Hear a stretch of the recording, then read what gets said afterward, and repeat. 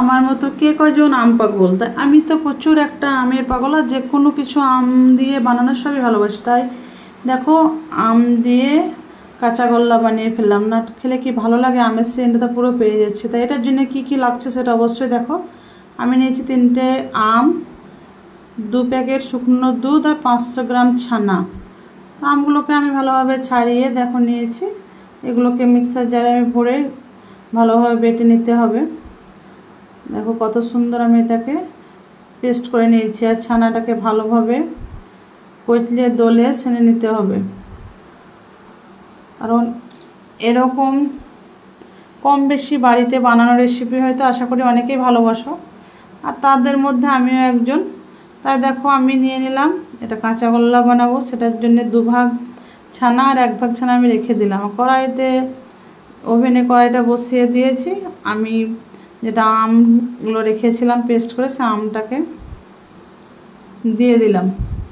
দিয়ে ভালোভাবে দেখো নাড়াচাড়া করতে থাকতে হবে। এটা ভালোভাবে নেড়ে অনেকটা জমা জমা করতে হবে। এটার যে রসটা আছে বা জলটা আছে, সবেরই তো একটা নিজস্ব রস আছে, সেটাকে মেরে নিয়ে এরপর দেখো উপরে আমি ছানাটা দিয়ে দিলাম। 500 গ্রাম ছানার মধ্যে 2 ভাগ আমি দিয়ে দিয়েছি আর 1 ভাগ আমি রেখে দিয়েছি আলাদাভাবে।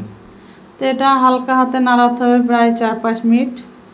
বেশ ভালোভাবে নাড়াতে হবে। নাড়াতে নাড়াতে এটার কালারও চলে আসবে, প্লাস পুরোটাই জমে যাবে, সব শুকিয়ে যাবে জলটা। দেখো কালারটা সুন্দর চলে এসছে, আর এবার জলটাও প্রায় অনেকটা শুকিয়ে চলে এসছে। এবার আমি 1 প্যাকেট গুঁড়ো দুধ এখানে দিয়ে দিলাম। এতে তুমি বেশিও দিতে পারো, কমও দিতে পারো, এটা কোনো ব্যাপার নেই। কম দিলে আর একটুকু টাইম ধরে মারতে হবে, আর বেশি দিলে বেশি দিতে পারো। কিন্তু এখানে আমি চিনি ব্যবহার করছি না, কারণ আমগুলো খুব মিষ্টি ছিল, ছানাটা অবশ্যই মিষ্টি, গুঁড়ো দুধও মিষ্টি।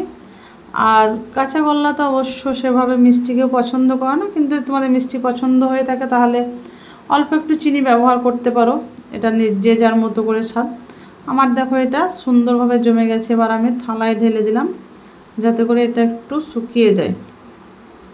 তো এবার দেখো ঠান্ডা হয়ে জমা জমা হয়ে শুকিয়ে গেছে। এটাকে আবার ভালোভাবে সেনে নিচ্ছি। এর সঙ্গে কাঁচা ছানাটা যেটা ছিল সেটা দিয়ে দিলাম, কারণ এটা কাঁচাগোল্লা, তাই একটু কাঁচা ছানা ব্যবহার করছি, তো টেস্টটা সুন্দর হবে।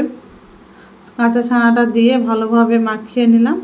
এরপর এভাবে দেখো গোল গোল শেপ সাইজ দিয়ে আবারও আর 1 প্যাকেট যে গুঁড়ো দুধটা ছিল সেটা আমি ঢেলে নিয়েছি। দুধটা দিয়ে এভাবে সবগুলো পাকিয়ে নেব। আমার পাকানো হয়ে গেছে। দেখো আজকে আমার কাঁচাগোল্লা রেডি। তো কে কে ভালোবাসো অবশ্যই কমেন্টে জানিয়ে যাবা, আর ভালো লাগলে ভিডিওটাকে লাইক কমেন্ট শেয়ার করে সঙ্গে থাকবা। জানি কম বেশি আমার মতো সবাই ভালোবাসো, কারণ আম তো হচ্ছে ফলের রাজা, তো কে না ভালোবাসো। ওকে বাই, টাটা, ভালো।